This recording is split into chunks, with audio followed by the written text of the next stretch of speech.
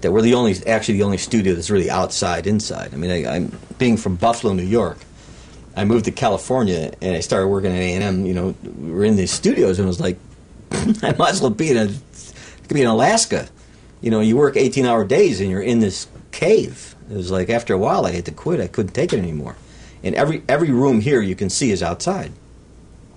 In fact, our new studio that I'm going to build, Studio D, the back wall will be sliding glass that you go outside and play.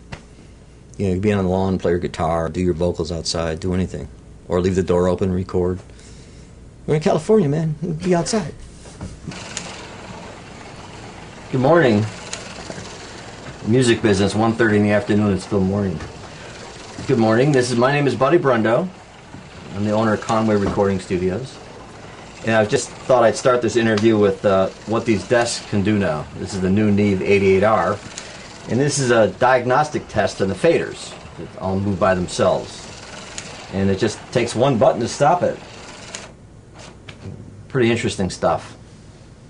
It's a long way from where we first started, but this is kind of where it's going. Not only these faders move, but the monitor faders also motorized. It's interesting. So we're here this morning talking about careers.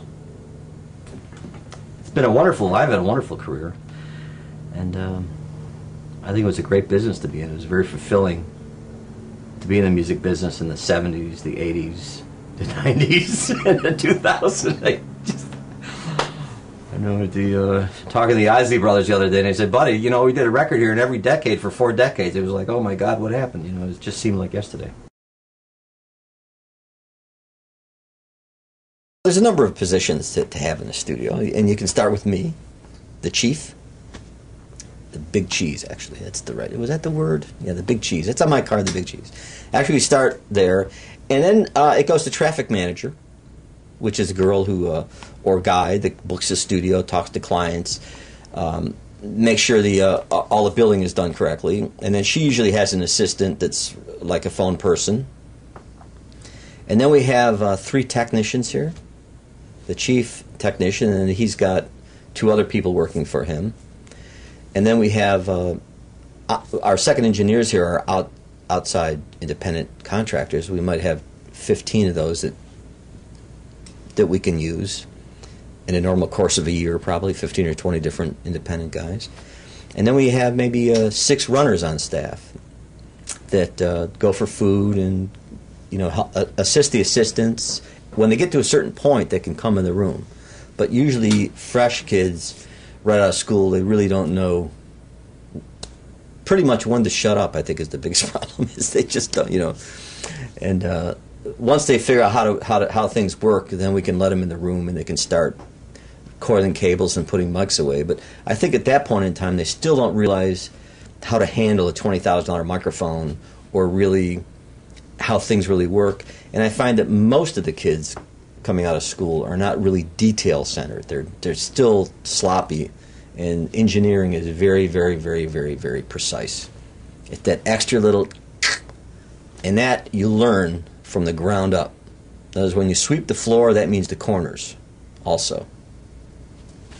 That's what I like to teach my kids. I mean, if they can be the best floor sweeper that they can be, they carry that right up the ladder to everything they do. Sloppiness in an engineer will bite you so hard you will not know what hit you.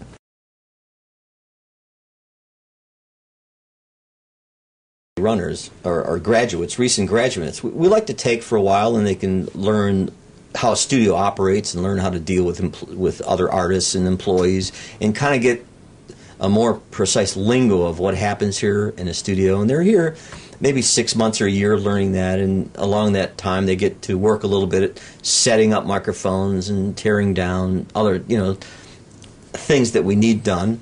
And then it's always good for them to go out and go into a lesser facility where they can do more hands-on stuff for a while, where they really learn how to really understanding a console and how it really works, and maybe get some ear time, you know, actually mixing. We really can't take people from running positions, even with school sometimes, and throw them in a room, because everything we do is just so technically advanced. There's so many variables that unless you have a whole lot of experience, you get yourself in a whole lot of trouble really fast. And nothing's worse for a student than to cause a problem because he just won't have a job. You know, you're not allowed a mistake because the stakes are incredibly high. To get a runner job here, I mean, we have graduates from all the major schools. And what they are, they're still entry level. The education is wonderful because it shows you what this stuff does. The problem is interfacing that knowledge with the artist, with an engineer, and with the music, and training your ears. And that takes a long time. It's just not a thing like you don't become a doctor in 2 years. It takes 7 or 8 years. And with an engineer, it's the same thing because you're training your ears, and you're not going to get that in a year of school. I mean, you're going to get a basic knowledge of how this stuff works. But there's so much interplay that goes on between an assistant or a runner and the staff and the clients that personality plays a huge part in this, almost as much as the technical skill.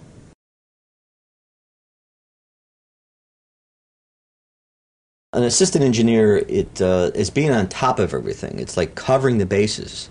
It's like seeing those little things that have gone wrong.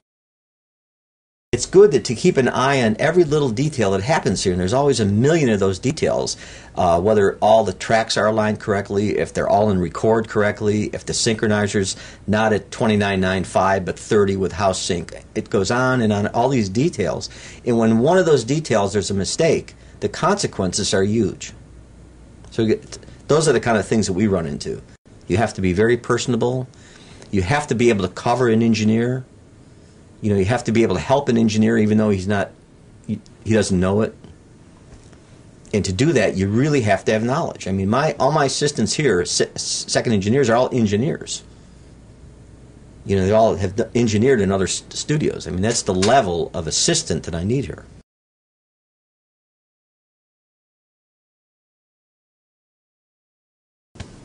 If I had to give advice to a kid about what to do in this industry, first of all, I'd say there's still opportunity here. How small it is, it's like an actress trying to become Cameron Diaz. I mean, it happened to somebody, and that could happen to you. But the odds are stacked. The cream always rises to the top. It's a very technical field. I mean, if you're very technical and personable and have talent, you might have a shot. But the odds, you know, there's a lot of people in this industry right now. There's a tremendous amount of schools offering audio engineering classes because of government incentives, all the different programs the government gets behind. All of a sudden, recording engineers now are something the government feels we need more of. So, I mean, we have a tremendous amount of schools available now for kids to learn. And a certain amount of those kids are going to get hired in these jobs, whether they're engineers or audio salesmen or technical people or there's a lot of other jobs to do besides engineering that you might have a grasp of once you get your education. And but it's a long shot, definitely. Me, I think maybe I'd go around through the technical part. I'd learn how to fix this stuff. Because if you learn how to fix it, you can also, while you're fixing it, get time in the studio to do your engineering part. And that would give you just more options to a studio owner. But if a guy walked in here from one of these schools and said, yeah, I had 2 years of maintenance and a little bit I'd say, come on, you're in.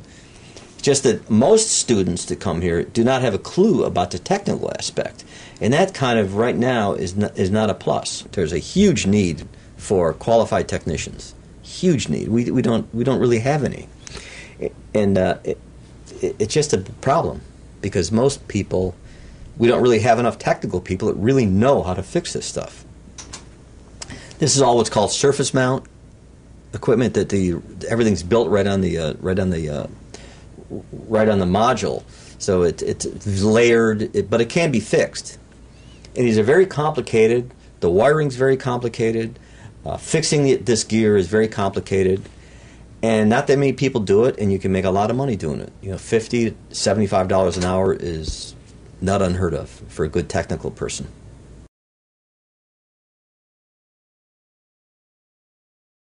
You could send a resume first, and say that I would like to meet you, and I'm going to come down to the studio, and this is my name, etc. And then when they came down, we talked to them. I don't know if we'd hire them, but at least you get in that way. It's always good to, that's how I got my job here, man. I just showed up one day, and I started cleaning, because they were busy. So I started hosing the driveway down, and they were just cleaning up. And the guy said, well, I got to hire this guy because he's a worker.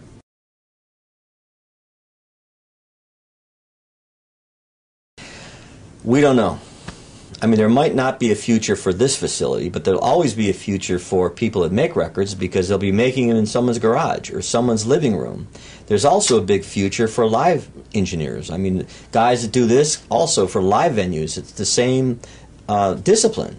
Live shows and live concerts are going to be bigger than ever because it's the only place people can hear new anything or things that are real sounds, because records don't sound real anymore.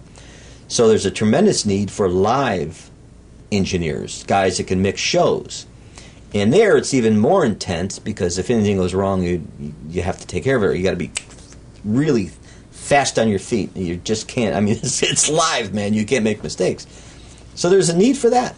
So you figure between the home studios, the commercial studios are going to be left. The live venues, which include bars and auditoriums and everything in between, everyone has amplification now, so we need people to run this gear. And we really need people to fix this stuff. So there is a future. It's just not what it used to be.